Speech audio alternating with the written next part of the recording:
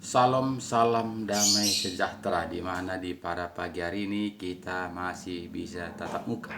Itu semua bukan karena kehebatan usaha kita, tapi karena Tuhan sangat peduli kepada kita. Dari itu Bapak Saudaraku, kita di pada pagi hari ini masih diberikan bernapas untuk menikmati hari-hari yang cerah ini. Jadi Bapak Saudaraku, kita harus mengucap syukur kepada Tuhan. Mari sebelum kita membaca firman Tuhan, mari terlebih dahulu kita mengucap syukur kepada Tuhan. Ya Bapa kami yang baik di dalam kerajaan sorga, kami mengucap syukur kepada Engkau Tuhan, di mana Tuhan Yesus Engkau telah membimbing, menuntun, menyertai, melindungi, menyelamatkan kami pagi, siang, sore, bahkan di malam hari tadi kami tidur nyenyak dan di pagi ini sudah bangun secara piat. Itu semua kami rasakan oleh tuntunan penyertaan perlindungan-Mu. Tuhan Yesus yang baik, teramat baik, di mana Bapa di pada pagi hari ini Engkau telah bangun kami dengan sehat walafiat. Kami hanya bisa bersyukur atas semua kebaikan-Mu Tuhan Yesus. Terima kasih Bapa, terima kasih, syukur, haleluya Tuhan. Dalam nama Yesus kami berdoa dan bersyukur, haleluya, haleluya, amin. Shalom Bapak Ibu Saudaraku, salam damai sejahtera. Dimanapun Bapak Ibu Saudaraku pada pagi hari ini, semoga ini ada hari-hari yang ceria, tetap mengutamakan kebenaran firman Tuhan, supaya kita tetap dalam tuntunan Tuhan, supaya kita mendapatkan janji-janji Tuhan. Jadi jika kita tidak mengikuti kebenaran firman Tuhan, kita bingung siapakah yang menyelamatkan kita. Jadi Bapak Saudaraku, kita harus mengerti kita siapakah yang menyelamatkan kita, untuk apa kita lahir ke dunia ini. Jadi banyak saat ini Bapak Saudaraku tidak mengerti untuk apa dia lahir ke dunia ini. Dia menganggap lahir ke dunia ini untuk menikmati yang ada di dalam dunia ini, mengerjakan pekerjaan di dalam dunia ini. Jadi Bapak Saudaraku yang saya kasih dalam nama Tuhan Yesus, kita walaupun kita hidup di dalam dunia ini, tapi kita adalah anak kerajaan sorga. Jadi jika kita harus mengerti untuk apa kita di dunia ini. Jadi Bapak Saudaraku, kita lihat di mana Efesus 2 ayat 13 katakannya begini. Tetapi sekarang di dalam Kristus Yesus kamu yang dahulu jauh sudah menjadi dekat oleh darah Kristus. Jadi kita tahu Bapak Saudaraku, ketika Yesus datang ke dunia ini tahun 2000 lalu, kita sudah makin dekat. Kalau dulu Saudaraku, perjanjian lama kita banyak perantaraan, tidak langsung kepada Tuhan Yesus. Tapi ketika Yesus datang ke dunia ini, dia sudah mengenapkan, dia sudah menunjukkan jati dirinya, apa yang harus kita lakukan, apa yang harus kita kerjakan. Jadi Yesus sudah membuat segala cara, bahkan perumpamaan, segala perumpamaan, supaya kita itu tanggap, supaya kita itu mengerti, supaya kita bisa menjalankannya seturut dengan kehendaknya. Jadi Bapak Saudaraku, banyak saat ini orang Kristen bukan mengikuti kehendak Tuhan, tapi mengikuti kehendak diri sendiri, mengikuti kehendak manusia. Jadi Bapak Saudaraku, jika demikian kemanakah kita akhirnya? Jadi di sini kita Saudaraku, kita melihat ayat 14 katakannya kepada kita, karena di dalam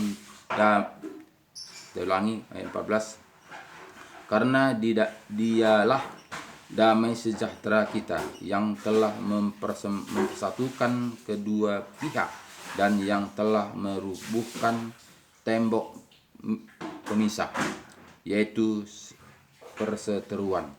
Sebab dengan matinya sebagai manusia ia telah membatalkan hukum Taurat dengan segala perintah dan ketentuannya, untuk menciptakan keduanya menjadi satu manusia baru di dalam dirinya, dan dengan itu mengadakan damai sejahtera.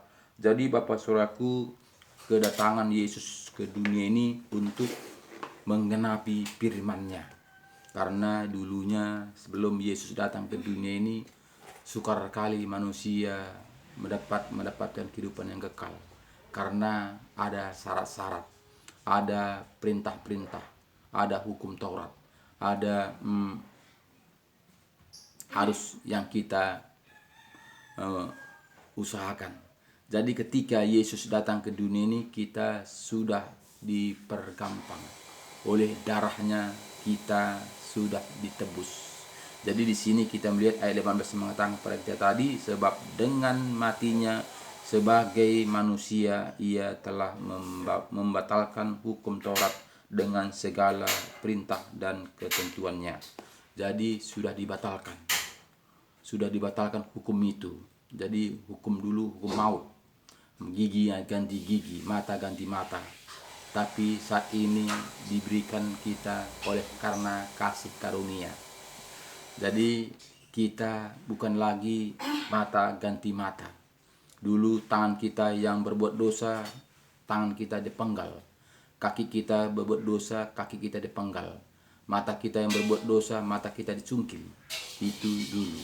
Tapi ketika Yesus datang ke dunia ini, kita diberikan keringanan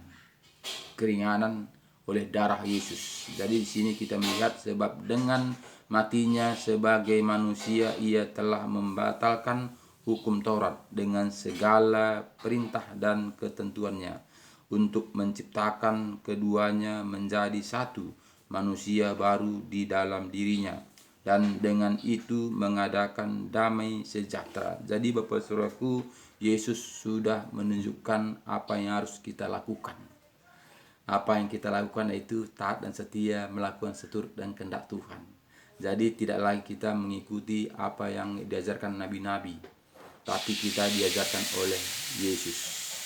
Bapak Ibu Saudaraku yang saya kasih dalam nama Tuhan Yesus, jadi kita harus mengerti siapakah yang menyelamatkan kita, siapakah yang membebaskan kita, siapakah yang menebus kita. Jadi kita tidak lagi bingung-bingung, tidak lagi meraba-raba.